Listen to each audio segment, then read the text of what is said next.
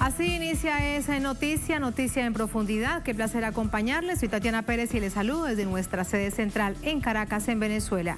A partir de este momento, como es costumbre, en la próxima hora tenemos 3 temas que profundizamos de manera permanente, se los contamos en titulares. Aquí están. En Noticia Chile, pese a todas las presiones posibles del Ejecutivo, el Senado aprobó el tercer retiro de los ahorros de los fondos de pensiones como un respiro al bolsillo de los trabajadores chilenos. La acción ha desatado toda una tormenta política con el presidente Piñera como principal responsable de esta nueva crisis. Lo analizamos.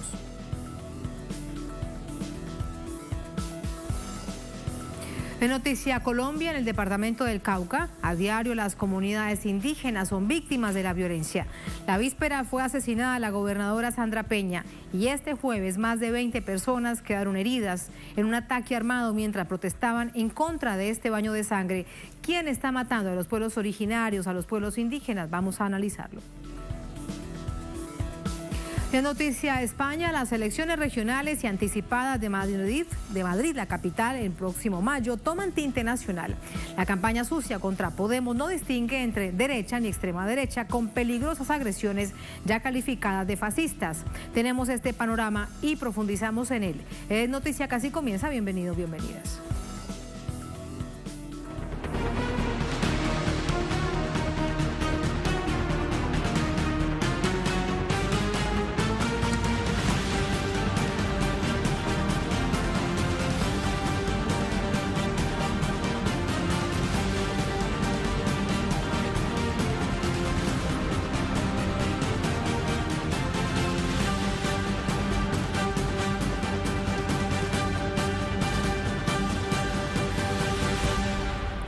En Noticia Chile, el Senado aprobó en general y en particular el tercer retiro de los fondos provisionales de las llamadas AFP.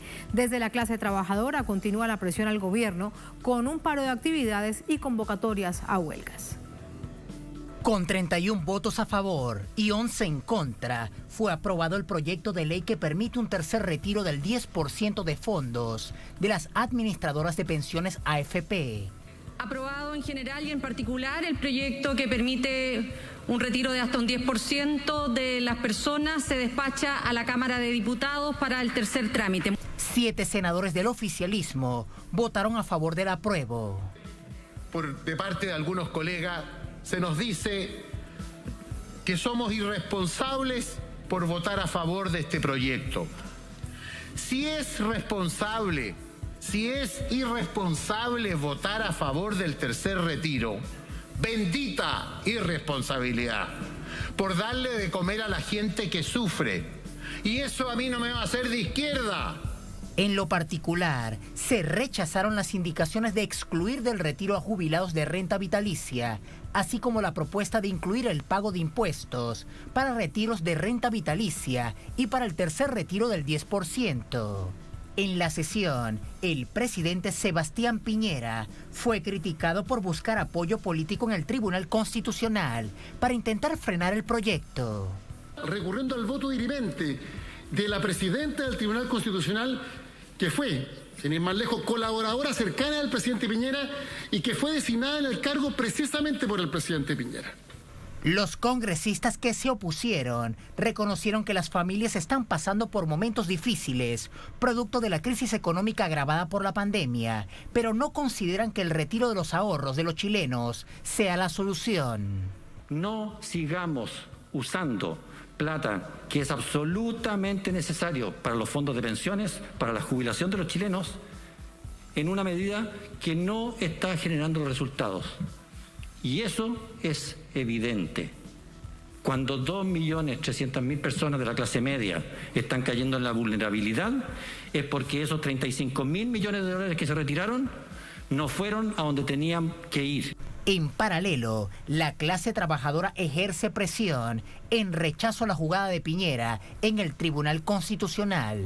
La Unión Portuaria de Chile mantiene el paro de actividades, al que este jueves se sumó el Consejo Internacional de Estibadores y la Federación de Trabajadores del Cobre.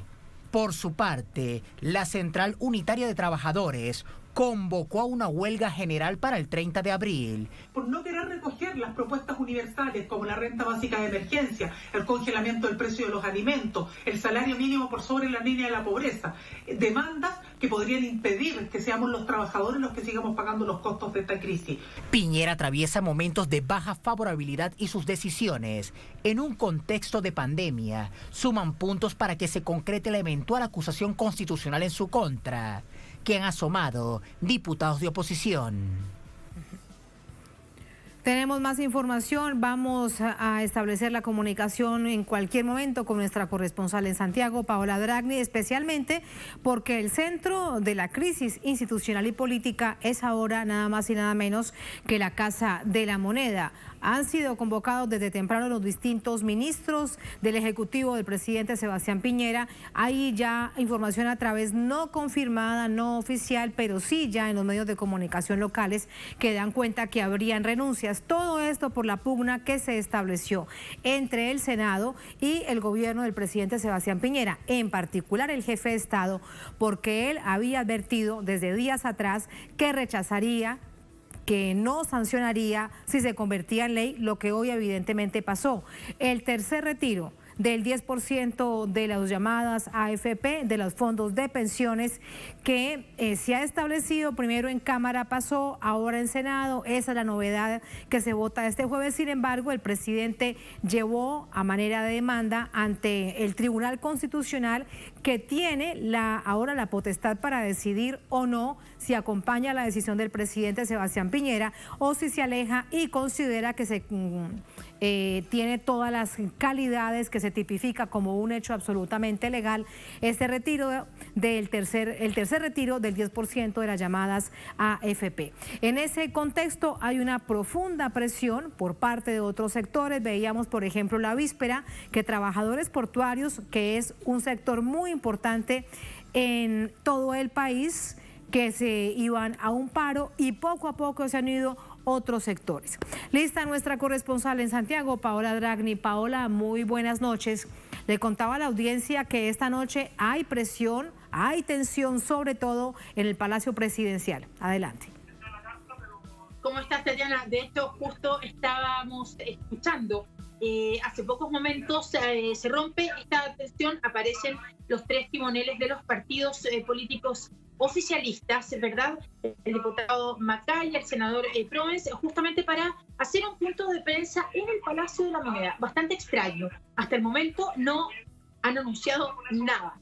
Dan la intención de que le han pedido al presidente Sebastián Piñera que retire este requerimiento que ha hecho al Tribunal Constitucional. De hecho, Renovación Nacional, que es uno de los partidos oficialistas, entrega una carta justamente pidiéndole esto al presidente. Sin embargo, es una decisión del presidente de la cual hasta el momento no hay luces. Los periodistas que están en Palacio en este momento le han vuelto a insistir si pudieron conversar eso con el presidente, y ellos han dicho que no, que en realidad esta fue simplemente una reunión de trabajo para buscar propuestas que permitan hacer una suerte de bono universal, pero tampoco lo anunciaron. La verdad es que es una conferencia de prensa bien extraña, Tatiana, que más bien parece un gesto político para que el presidente no se vea tan solo en el Palacio de la Moneda, en momentos en los que se ha aprobado en el Senado, además con votos también del oficialismo, este retiro. Sí, Paola, tenemos además en este momento unas imágenes sobre las que quiero preguntarte qué es lo que está pasando. Vamos a revisarlas. Sí, hay protestas. Mientras en la Moneda se está haciendo este gesto político de los partidos de derecha que están con el presidente Sebastián Piñera, en distintos barrios de la capital se están registrando muy espontáneamente estas protestas que están siendo fuertemente reprimidas. En la población La Pintana, en el barrio de La Pintana, hay incluso denuncias de que se está disparando nuevamente directo al cuerpo las bombas lacrimógenas. Se quemó un bus urbano también en la población Villa Francia, y se está hablando de cierto movimiento de militares, no solo en Santiago, sino también en algunas regiones. Ahora, empieza el toque de queda en pocos momentos más, y por tanto quienes manifiestan lo hacen de forma bastante espontánea, sin mucha organización, justamente para no ser pesquisados, porque se van presos simplemente estando en el toque de queda haciendo estas manifestaciones. Pero como podemos ver en las imágenes, esto ocurre en Puente Alto, aquí en la periferia de Santiago, en el sur de Santiago, mientras en el Palacio de la Moneda está este gesto político donde finalmente no hay cambio de gabinete. Todos estos rumores de prensa que eran bastante ciertos, incluso con periodistas que estaban ahí en Palacio, lo cierto es que no se han materializado y se está tratando de dar una señal política a la espera de si el presidente llegara a retirar o no. Hay que pensar, Tatiana, que el mismo Partido de Renovación Nacional se lo pidió en una carta y el presidente hasta ahora no ha dado señales de eso. Entonces, ¿qué va a pasar? Para terminar, esto del Tribunal Constitucional y el 10%. Mañana entra a la Cámara de Diputados, regresa a la Cámara de Diputados en un tercer trámite constitucional bastante corto, no van a haber modificaciones, todo indica, y entre las 2 y las 5 de la tarde esto se debate y se promulga, pero se promulga entre comillas porque se despacha al presidente, el presidente debiera firmarlo para promulgarlo como ley, pero no puede hacerlo porque él mismo ha presentado un requerimiento en contra de esa ley, y hasta que no se pronuncie el Tribunal Constitucional, esto no puede ocurrir. ¿Irá el presidente Piñera a escuchar lo que incluso algunos de sus partidarios le están pidiendo a gritos, que es que no evite este tercer retiro? Hasta el momento la verdad es que no hay muchas luces de que eso pueda ocurrir y por tanto las movilizaciones van a seguir.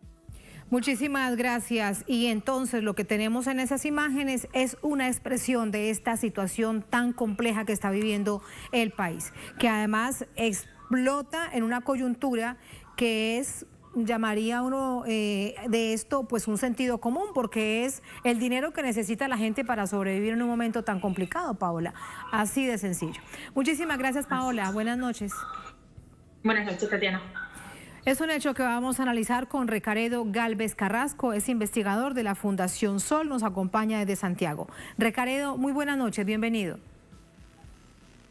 Hola Tatiana, buenas noches. Muy buenas noches. Políticamente, primero permítame preguntarle acerca de todo esto que está pasando. ¿Han dejado incluso los principales aliados en esta pugna que ha planteado el presidente Piñera por el tercer retiro de las AFP al jefe de Estado solo? Aparentemente se encuentra bastante solo el jefe de Estado en este momento. Y en cierta forma eso es algo que podría ayudar a entender por qué se produce esta reunión de emergencia. ¿Cómo llegamos hasta acá? Es también la pregunta, ¿verdad? Y quizá en el contexto de crisis sanitaria y crisis económica que están viviendo los hogares de nuestro país, la respuesta tiene que ver bastante con el gobierno y tiene que ver bastante con las decisiones que ha tomado este gobierno cuando ya llevamos más de un año de esta crisis a nivel global.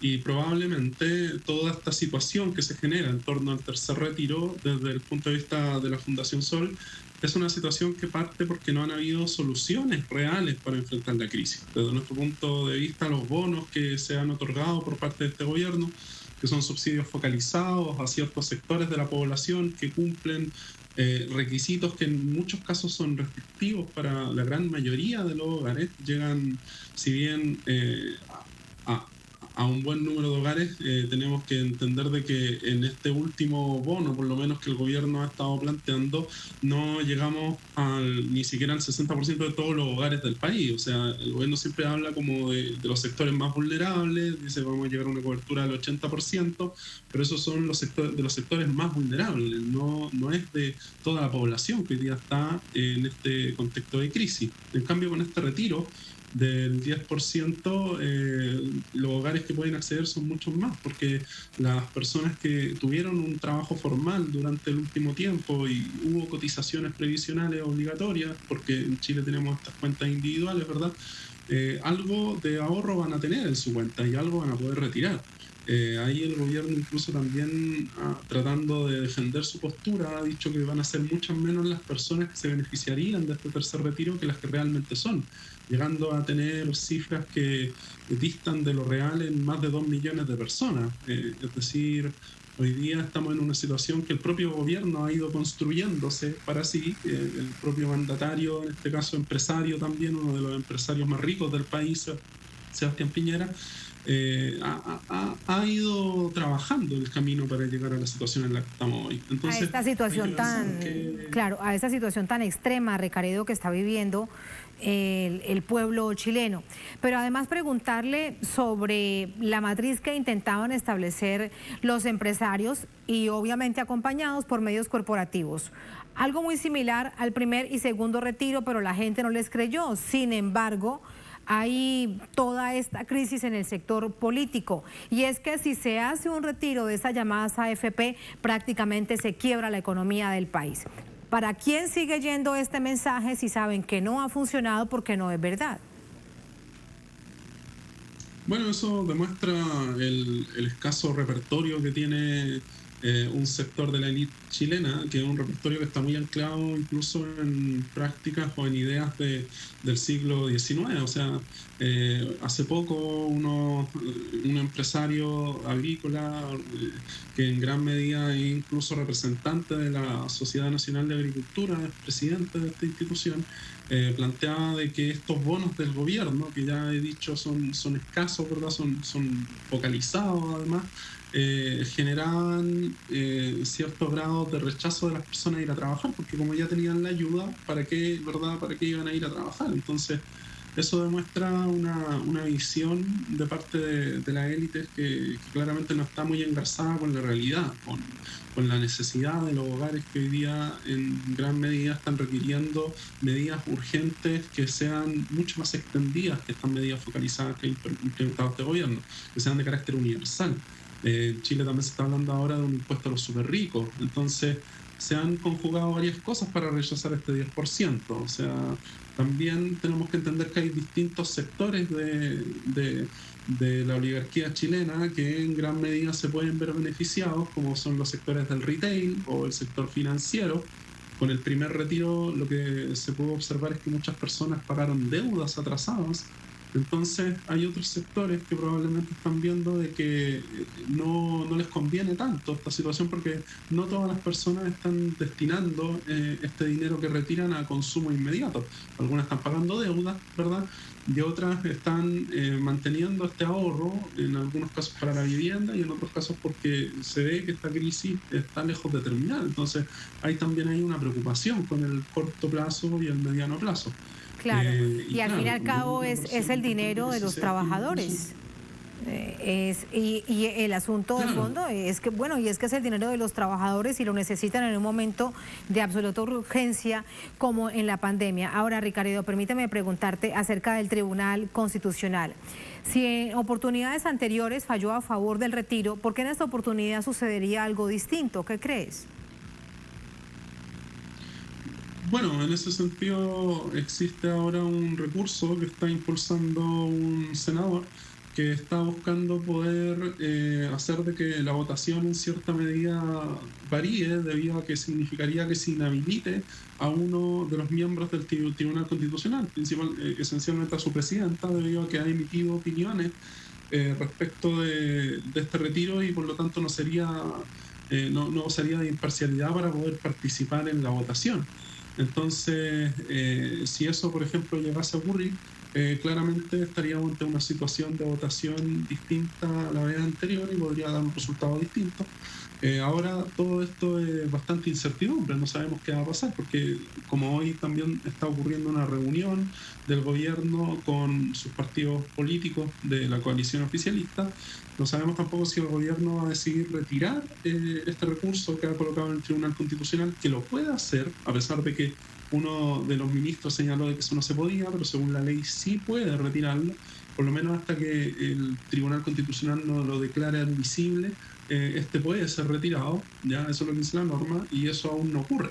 Entonces, realmente no sabemos, incluso si es que mañana se aprueba en el Senado, se aprueba en el Congreso, ya que hoy día se aprobó en el Senado, volvió a una comisión en el Congreso que corresponde a la Cámara de Diputados, y ahí se va a hacer la revisión que corresponda para que luego esto se vote mañana y quizás se despache al gobierno para que el presidente ya quede dispuesto a promulgarlo. Entonces ahí es donde la incertidumbre aumenta, porque si todo queda en manos del gobierno y del presidente en este caso, y no quiere retirar su recurso en el Tribunal Constitucional, entonces todo va a depender de cuándo Piñera quiera promulgar esta ley, y si no quiere hacerlo... Ricaredo, aquí hay algo que genera... Claro, aquí hay algo que genera suspicacia y sobre todo con la reunión de esta noche en el Palacio de la Moneda, en la Casa Presidencial. ¿Se estará negociando el retiro por parte del presidente de esta demanda al Tribunal Constitucional para que no se continúe con un intento de juicio político en la Cámara de Diputados? Bueno, por otro lado, como usted señala, ha vuelto a reflotar la posibilidad de una acusación constitucional. Recordemos que eso es algo que ya había ocurrido el año anterior en nuestro país y que no alcanzó los votos suficientes para poder seguir su curso. Entonces, hoy día lo que usted plantea, claro, es algo que podría mirarse en la perspectiva de que el gobierno está viendo cómo afianzar sus huestes, ¿verdad? O sea, está tratando de que por lo menos si se llega a esa instancia, como que usted señala, quizás en el caso de una acusación constitucional, por lo menos los partidos oficialistas estén del lado del gobierno. No podemos saber qué es lo que se está negociando y quizás una vez que termine la reunión tampoco sepamos todo el detalle de lo que se habló, ya que han sido varias horas. Pero vamos a ver que sí o sí tendrían que haber anuncios, o sea, es muy difícil de que esa reunión termine sin que se sepa por lo menos unos grandes anuncios al respecto, porque si no se generó todo este clima por nada, ¿verdad? Y la idea, uno podría intuir, es que esos anuncios descompriman el clima de movilizaciones que hoy día ha empezado a estar en alza, o sea, junto a los portuarios que ustedes señalaban en la nota introductoria, también hace poco ahora los propios contratistas del cobre han anunciado que van a estar alerta y que probablemente van a irse plegando también a movilizaciones, así también otras organizaciones de trabajadores como la CUT han anunciado paros, ¿verdad? Entonces estamos en una situación que ha ido escalando debido al rechazo que hay hacia las políticas de este gobierno y debido a la necesidad que están teniendo los hogares de poder contar con ingresos para sobrevivir y sobrellevar esta pandemia. O sea, realmente hay situaciones que hoy día en Chile no han logrado resolverse desde el inicio de esta crisis. Y eso es porque la clase trabajadora ha sido la que ha estado como carne de cañón para enfrentar todos los problemas que se han derivado de estas adversidades vinculadas con el COVID, ¿verdad? Porque han existido permisos para que los trabajadores tengan que seguir realizando sus trabajos, pero muchas veces eso no ha significado que esté acompañado con las medidas de seguridad que corresponden. Por otras partes, han habido presiones también desde los empleadores, se han falsificado permisos para que trabajadores se expongan a riesgo en términos de esta pandemia. Y todos, muchas veces los trabajadores se exponen a esto porque no tienen el ingreso seguro para pagar su deuda o su consumo necesario para el hogar. Y si eso estuviese a través de una renta básica universal garantizada de emergencia, claramente estaríamos en otra situación. Y desde claro, esa es la paradoja de Chile. Se puede. Claro, la paradoja de Chile y de otras naciones de nuestra América Latina. Si se quedan en sus casas, se mueren de hambre y si salen, se contagian de COVID-19. Por eso era tan importante una renta básica universal, pero haya pasado más de un año y bueno, no aparece esa renta básica universal. Ricaredo, muchísimas gracias por este análisis. Veremos lo que sucede en los próximos días. Muy buenas noches. Buenas noches, muchas gracias. Muchas gracias. Así nos vamos a una pausa en esta emisión de Es Noticia. Al volver en Noticia Colombia, en el departamento del Cauca, a diario las comunidades indígenas son víctimas de la violencia. La víspera fue asesinada la gobernadora Sandra Peña y este jueves más de 20 personas resultaron heridas en un ataque armado mientras protestaban en contra de este baño de sangre. ¿Quién está matando a los pueblos originarios? ¿Qué es lo que está pasando en el departamento del Cauca? Vamos a analizarlo en minutos en Es Noticia.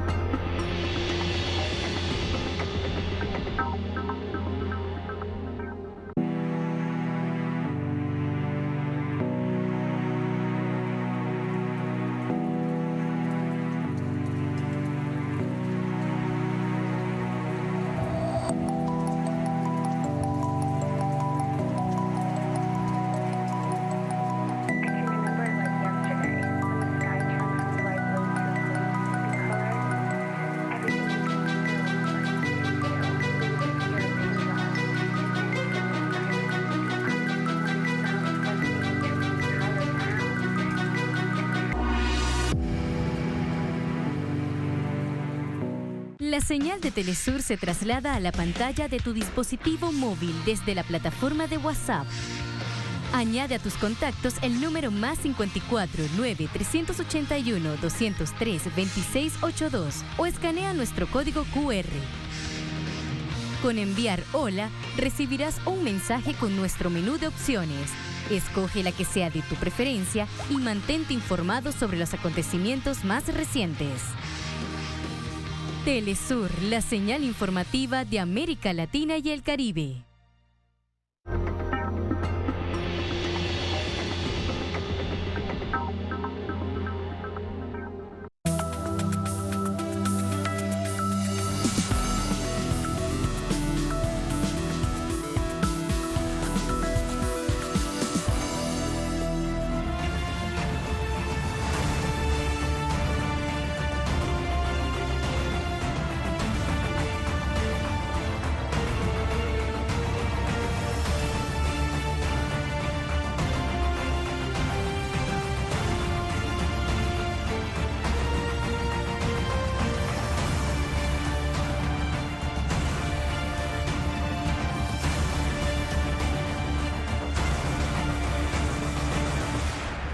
En Noticia Colombia, este jueves grupos armados atacaron con disparos a una concentración indígena en el departamento del Cauca. Una minga organizada para honrar la memoria de la gobernadora indígena Sandra Liliana Peña Chocué, asesinada 2 días antes por luchar en contra de cultivos de uso ilícito.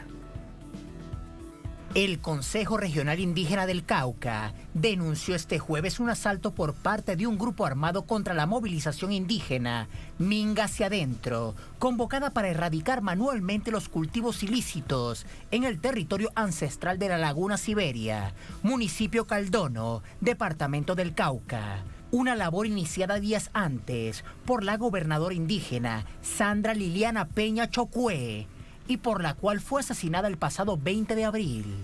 La denuncia tuvo eco inmediato de la Organización Nacional Indígena del país, ONIC, en una carta abierta difundida vía Twitter, en la que lamentaron la muerte de la gobernadora, señalando al Estado colombiano como único responsable por su incapacidad para proteger las vidas de los pueblos indígenas y la implementación casi nula del acuerdo de paz, que contempla entre sus puntos la sustitución y erradicación voluntaria de los cultivos de uso ilícito.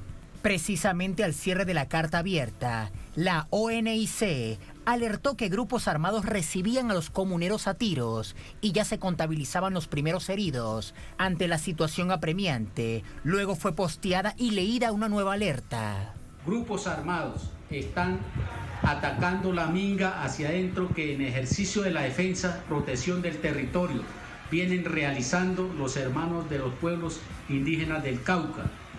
Hasta ahora se ha reportado aproximadamente 28 personas heridas, entre las que se encuentran autoridades tradicionales, guardias indígenas y comuneros. Por las redes sociales se conocieron testimonios de quienes sobrevivieron al fuego de los grupos armados y se mantienen en resistencia. Personas armadas con fusiles, revólveres, pues nos hicieron la bienvenida. Entonces pues ya llevamos muchos heridos hay capturados por parte de ellos, de grupos armados que nos encendieron con balas de fusil. Entonces estamos en ese proceso, ya estamos toda la comunidad aquí, estamos haciendo ejercicio, control territorial, de que el narcotráfico no es bienvenido, los grupos armados no son bienvenidos a los territorios indígenas. Hubieron disparos, huyeron, pues ahí seguimos avanzando con la minga. ¿Qué procedimiento vamos a hacer ahora? Tengo que continuar, pues la gente ha dicho que hay que continuar y pues ya no hay nada que hacer, vamos para adelante. Estos hechos violentos fueron rechazados por la presidenta del Comité Nacional de Paz, Francia Márquez, y la representante de Derechos Humanos de la ONU, Colombia, Juliette de Rivero. Sin embargo, el gobierno colombiano sigue sin atender a los pueblos ancestrales. Y precisamente, ¿qué dice el gobierno central, el gobierno del presidente Duque ante estos hechos tan graves que se están registrando en el departamento del Cauca? Vía telefónica le preguntamos a Hernán Tovar, nuestro corresponsal en Bogotá. Hernán, adelante. Tatiana, buenas noches, televidentes, muy buenas noches. Pues efectivamente uno de los primeros en reaccionar fue el consejero para la estabilización, Emilio Archila, que dijo que repudiaba el hecho, pero se contradice en relación a que se está avanzando en los programas de erradicación de los cultivos ilícitos y los acuerdos de paz, cosa que las comunidades indígenas, pues es evidente que no está pasando así en los territorios. Allí hay presencia de actores armados que hostigan, amenazan, desplazan y asesinan a las comunidades indígenas.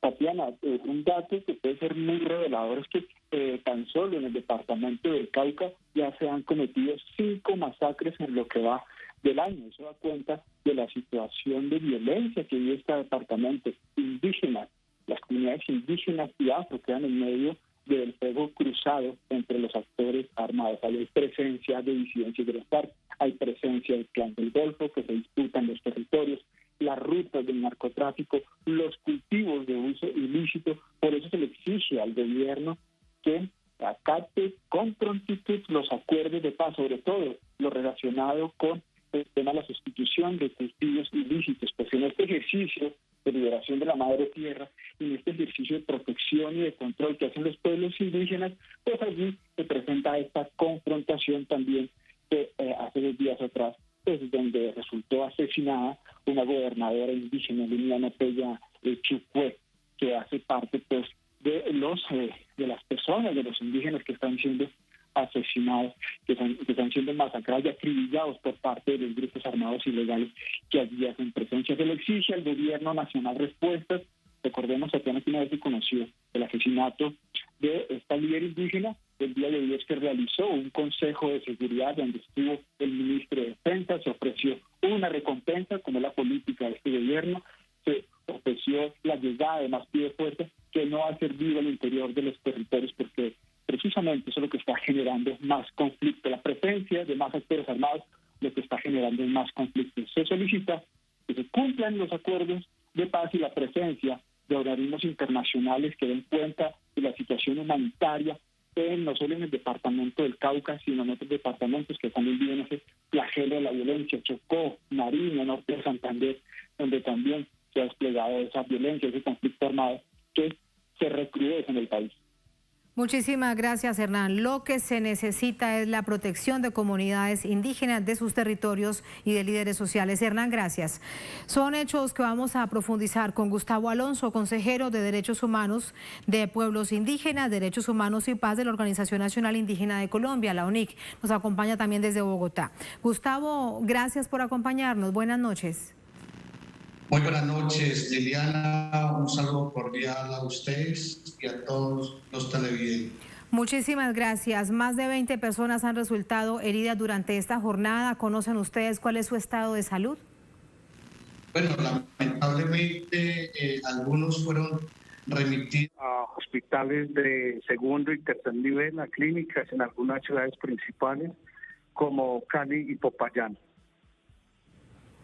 Así que hay que estar pendiente de su estado de salud. No se sabe más hasta este momento. Gustavo. Hasta el momento, Liliana, no tenemos reporte de médicos del avance de la recuperación de nuestros comuneros que en horas de la tarde fueron remitidos a estas ciudades. Sí, Gustavo, ya pasadas unas horas al momento de la confusión cuando se conocía esta noticia de la arremetida de grupos ilegales, ¿ya han podido reconstruir con más detalle qué fue lo que pasó? Bueno, lamentablemente todo este desenlace tiene un punto de partida y es que desafortunadamente este gobierno nacional no ha querido avanzar seriamente y de manera contundente con los acuerdos de paz y dentro de ellos pues uno de los puntos que es la sustitución de cultivos ilícitos a lo largo y ancho del territorio nacional. Esto ha desembocado indudablemente de que actores armados estén al interior de los territorios y que ellos pues estén hoy en este conflicto, estén asesinando a nuestros líderes y también pues en un ejercicio de control la Guardia Indígena ingresaba a este territorio y desafortunadamente estos actores pues, dispararon de manera indiscriminada a la Guardia Indígena, a las autoridades que estaban en su pleno ejercicio de control territorial y dejando pues lamentablemente con 31 compañeros indígenas heridos. Ya suma a 31 personas parte de los pueblos indígenas que se encontraban en ese lugar, incluso de los guardias indígenas, las personas heridas. Es 31 correcto. personas heridas. Lamentamos informar 31 compañeros guardia, miembros de la Guardia Indígena, autoridades, médicos tradicionales que la acompañan a esta minga, lo han denominado en el Cauca hacia adentro, porque es un poco adentro, porque es llegar a ese gran ejercicio territorial que vía constitucional los indígenas en Colombia tenemos derecho. Es muy lamentable escuchar todo esto. Ya no son 22, sino asciende a 31 las personas heridas en este ataque. ¿Quién lo cometió, Gustavo? ¿Es posible establecer con los distintos actores armados, en este caso del departamento del Cauca, quién cometió ese ataque? Pues es importante señalar que en el Cauca hay muchas facciones de grupos armados al margen de la ley, quien han estado, digamos, cerca a los territorios indígenas, quien han estado también promoviendo, digamos, el tema de los cultivos ilícitos frente a este país ausente, frente a este gobierno indolente que no ha querido avanzar en la sustitución. Pues entonces, a hoy, los autores del hecho, pues en este momento estamos en proceso de verificación. Sabemos que son actores que han estado allí un poco en los territorios indígenas. Sí, durante el informe trimestral que hace el gobierno y la evaluación que hace la Organización de Naciones Unidas, el Consejo de Seguridad, decía la ministra de Exteriores, la canciller, que estas llamadas disidencias de las FARC son actualmente responsabilidad de la implementación de los acuerdos de paz, es decir, del partido que ya está en funciones, que se produce, que se registra después de la desmovilización de las FARC. ¿Qué cree usted que significa esto?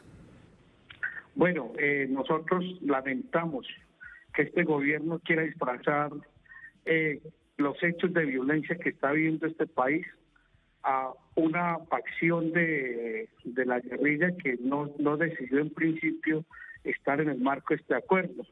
Es importante señalar a las organizaciones de nivel internacional que los acuerdos entre el gobierno nacional y las FARC-EP fueron firmados, ¿cierto? Por lo tanto, decirle hoy a cualquier miembro de este gobierno que son los acuerdos los que se deben de cumplir, no buscar excusas frente a los incumplimientos que hoy está pidiendo a grito los territorios, los campesinos afros e indígenas en este país.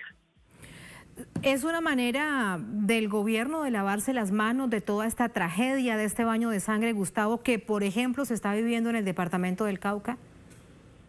Totalmente, porque no vemos acciones concretas de este gobierno, no vemos la implementación de los acuerdos. Vemos territorios abandonados, vemos territorios donde el Estado no tiene presencia.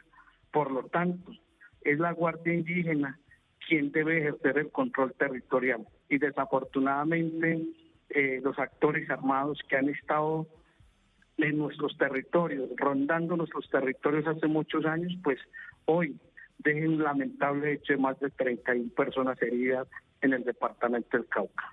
Por último, Gustavo, porque la respuesta del gobierno es enviar más militares, anunciar recompensas, es decir, es una acción como consecuencia de todo esto más militarista, más guerrerista en el país. ¿De qué les ha servido esas acciones que ya fueron conocidas, bueno, en el tiempo que lleva todo este recrudecimiento de la violencia y en 8 años del gobierno del presidente Uribe?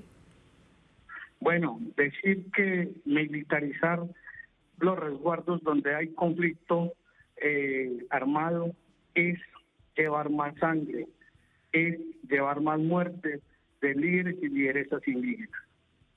Un Estado no puede combatir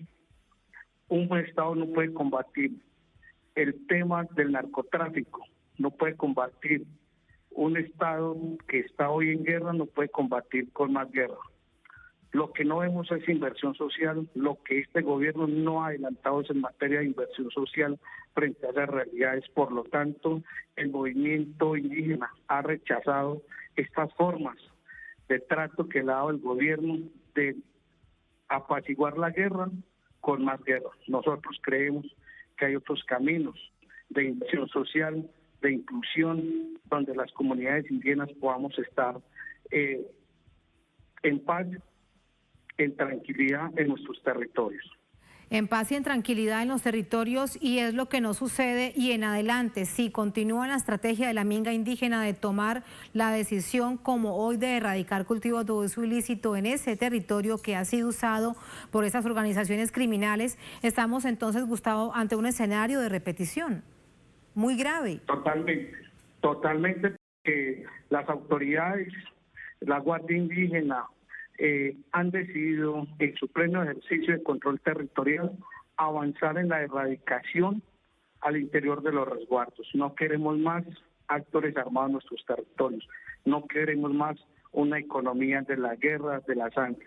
Sin embargo, es importante aclarar, hay una ausencia, una pasividad y un silencio de este gobierno que uno se tiene que hacer muchas preguntas. ¿Por qué este gobierno no ha querido avanzar con una política seria de Estado de erradicación de cultivos ilícitos? Una gran pregunta que el movimiento indígena se ha hecho.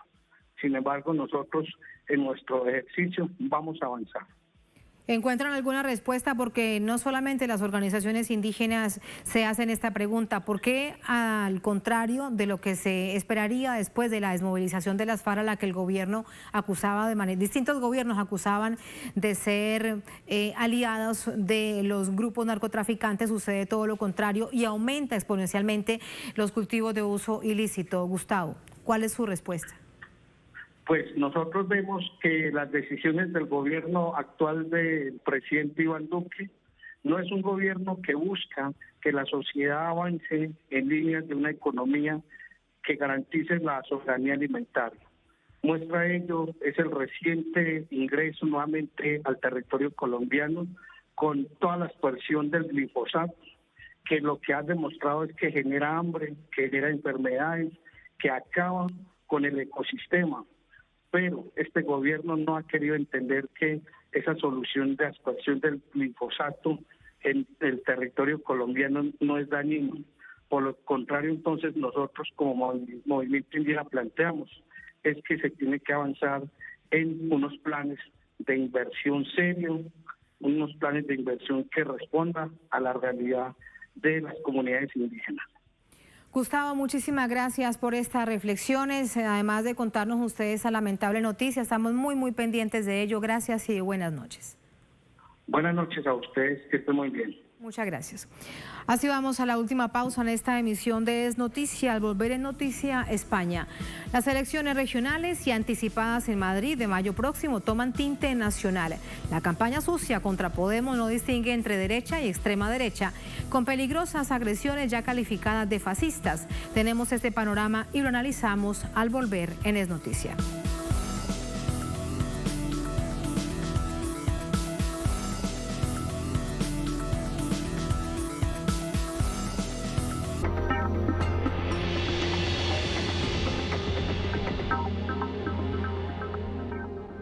Un espacio donde se exponen todas las visiones. Aquí reflexionamos con los actores del panorama político mundial. De lunes a viernes, analiza las influencias en los sucesos latinoamericanos. En Clave Política. Solo por Telesur.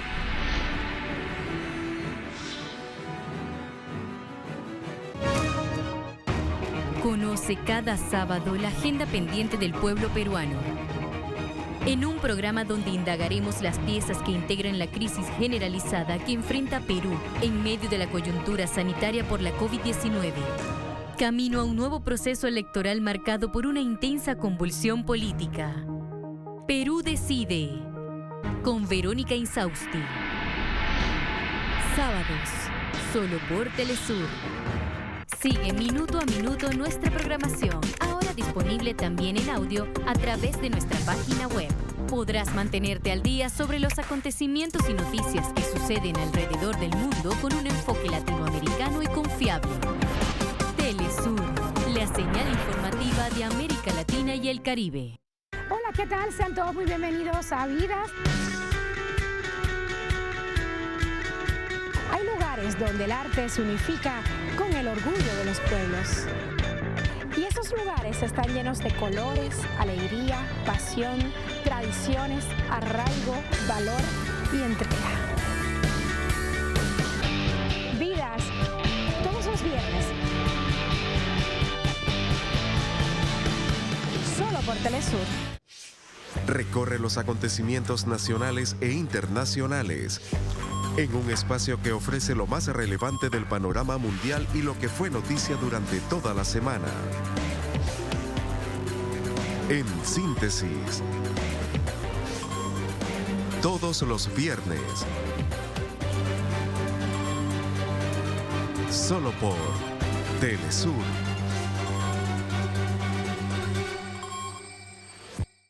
Diariamente ocurren sucesos que influyen en nuestro entorno.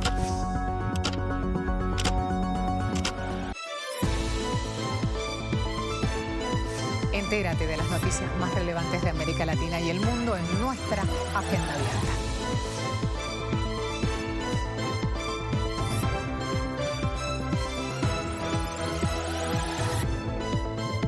Interactúa con nosotros a través de nuestras redes sociales.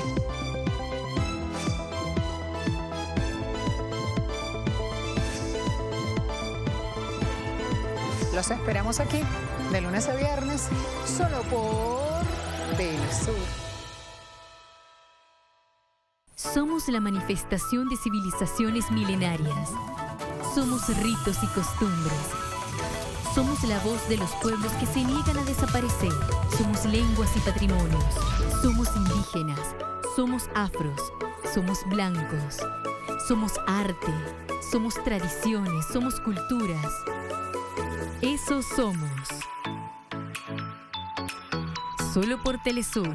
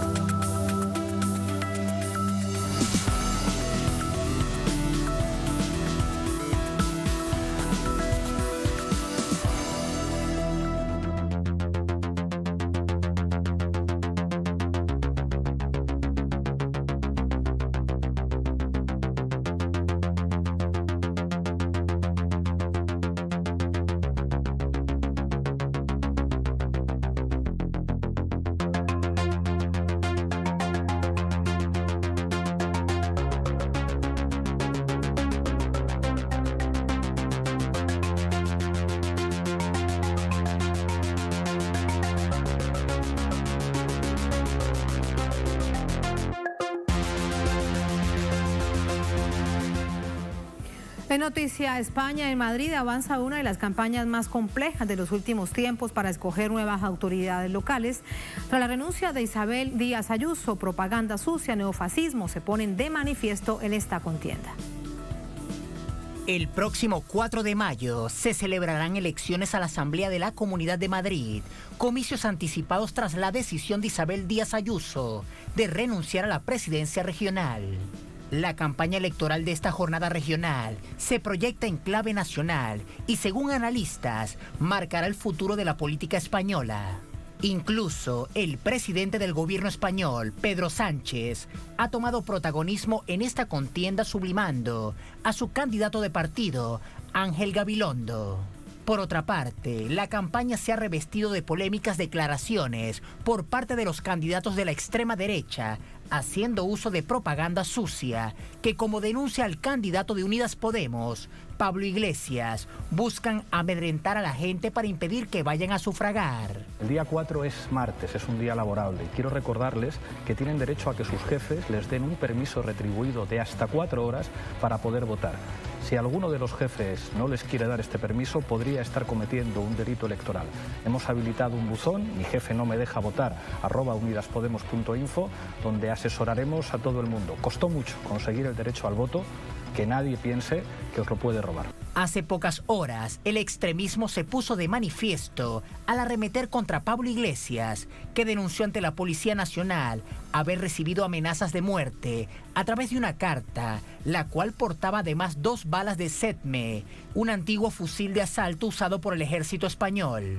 Pedro Sánchez rechazó las amenazas que también fueron recibidas por Fernando Grande Marlaska, ministro del Interior y candidato de Unidas Podemos por Madrid, así como por la directora de la Guardia Civil, María Gámez. En su cuenta de Twitter expresó nuestra rotunda condena a las graves amenazas recibidas por Marlaska, Gámez e Iglesias. Son responsables políticos y servidores públicos para afrontar cualquier discrepancia, la palabra, ante las amenazas y la violencia, justicia y democracia. En el último año, las amenazas explícitas de facciones de ultraderecha contra miembros del gobierno de coalición han aumentado. Algunas en forma de manifiestos firmados por militares retirados o en activo, y otras en chats de WhatsApp de miembros del ejército de estrecha vinculación con la dictadura franquista. Apenas el 17 de este mismo mes, la sede de Unidas Podemos en Murcia denunció la 6ª agresión sufrida, esta vez un incendio por el lanzamiento de un material explosivo. Así, el neofascismo resurge en medio de una contienda electoral. Analizamos todo esto con Aníbal Garzón Baeza, sociólogo, analista internacional, nos acompaña desde Barcelona. Aníbal, ¿cómo te va? Muy buenas noches, bienvenido.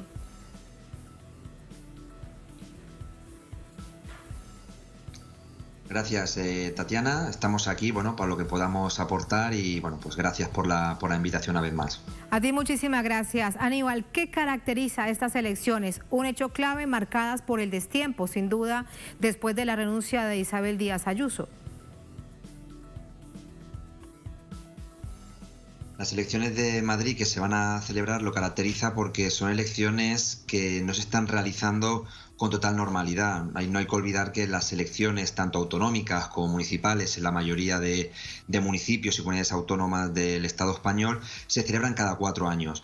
¿Qué ha sucedido? Que justamente en 2019 se celebraron unas elecciones en Madrid y se ha llevado a cabo unas elecciones especiales justamente a mitad de mandato en 2 años porque hubo un intento de moción de censura con la presidenta Ayuso del Partido Popular y ella, antes de que se hiciese esa moción de censura que le podrían quitar el poder mediante una unión de parlamentarios de no darle la confianza, ella justamente antes, al enterarse de esa noticia y no pasar a llevar al trámite parlamentario, convocó nuevas elecciones. De esa manera, si gana las elecciones, se está asegurando estar todo el mandato de los 4 años, ¿no?, de estos 2 últimos años que le quedan. Eso es, por lo tanto, unas elecciones excepcionales que nunca han pasado en Madrid, sino otro tipo de comunidades autónomas, como el caso, por ejemplo, de Cataluña, ¿no?, por la complejidad del tema de la independencia, que se han adelantado a veces elecciones, pero no en el caso de Madrid, que es la primera vez. Por lo tanto, esto le está dando un entorno político bastante agresivo entre diferentes partidos, porque justamente Ayuso lo que está haciendo es intentarse consolidar en el poder mediante la estrategia de haber adelantado elecciones y no haber finalizado totalmente su mandato. No olvidemos que la candidata del Partido Popular, Ayuso, estaba en pacto con otro partido, con Ciudadanos, también de derechas, los dos partidos, y justificó el adelanto de las elecciones porque hubo una ruptura de gobierno quitando del poder a su partido aliado, que era Ciudadanos, y esa fue la justificación que llevó. Principalmente se vio con la posibilidad de perder por una moción de censura Ayuso su poder autonómico, y rápidamente lo que hizo fue convocar lo antes posible elecciones para intentar consolidarse de 2 años más. Y esto es la excepcionalidad que entra en agenda ahora mismo las elecciones de Madrid, que se hacen un 4 de mayo, que es un día laboral, también excepcional porque normalmente se suelen realizar las elecciones a nivel municipal y autonómico y generales siempre en cita de domingo. Aníbal, ¿y se une la extrema derecha contra Podemos, en especial contra Pablo Iglesias?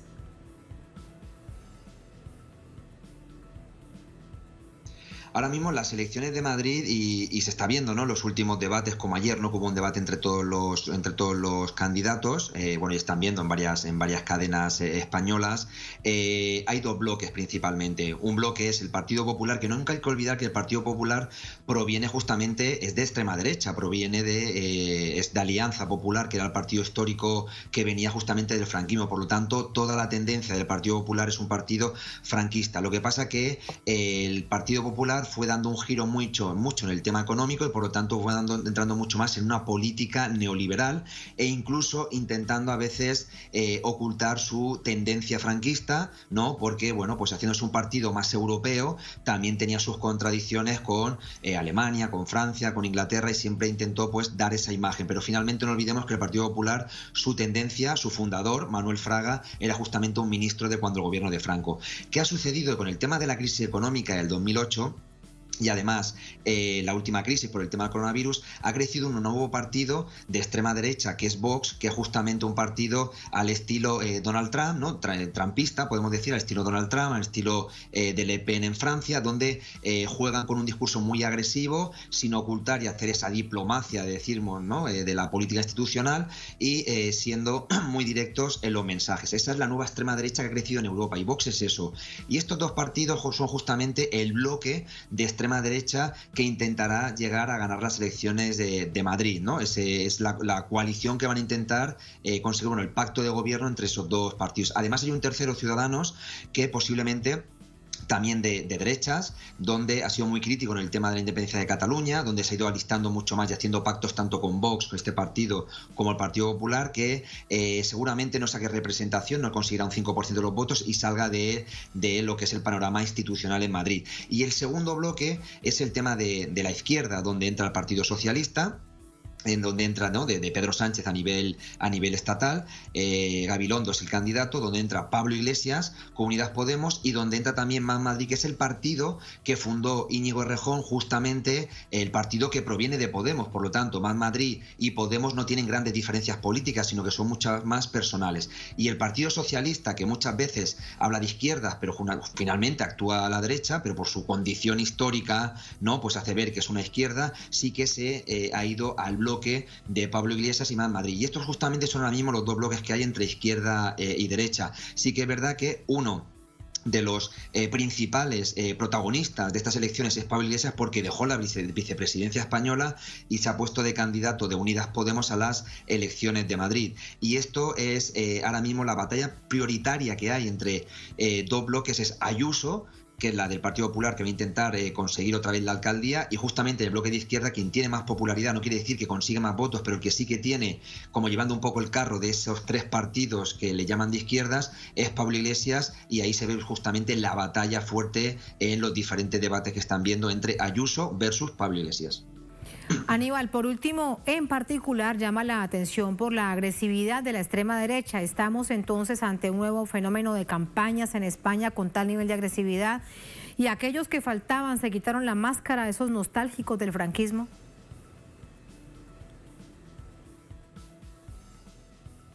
Sí, justamente es un proceso de la extrema derecha que estamos viviendo a nivel internacional, no solamente en España. Sí que es verdad que en España, no olvidemos nunca que fue el único país de Europa que no fue derrocado una dictadura franquista, sino que fue un proceso de modernización.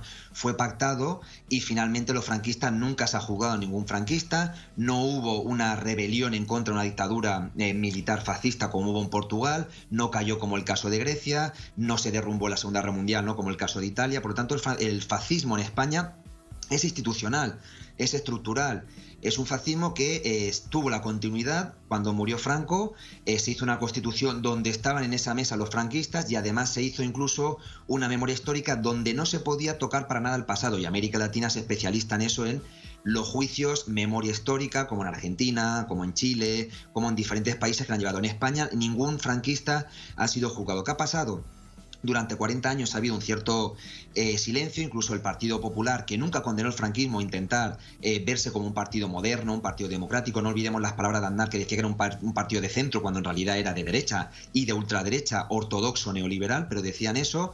¿Y qué ha sucedido ahora? Que con el tema de la crisis económica, no olvidemos que España es el país de la OCDE con mayor, el segundo país de la OCDE con mayor desempleo, el primero con desempleo juvenil, el crecimiento de desigualdad, el segundo de la Unión Europea con mayor desigualdad económica, problemas de vivienda, muchísimo, un déficit muy elevado. Todos estos indicadores han llevado a crear una nueva extrema derecha que se acaba viendo como si fuese la derecha anti-establishment, una derecha que puede ser la solución para la clase obrera. Y eso es actualmente lo que está haciendo una parte del Partido Popular, que se ha ido a Vox, gente, ¿no?, de Vox que lo está haciendo ya claramente, criticando el tema de la migración y todo eso para intentar finalmente de utilizar un nacionalismo ultraortodoxo que pueda, con dos objetivos. Uno es quitar votos a la izquierda de la clase obrera, ¿no? Y el segundo, pues bueno, que sean simplemente por sus intereses económicos. Eso es lo que se está utilizando en muchísimos países. Y esto está pasando en España. Actualmente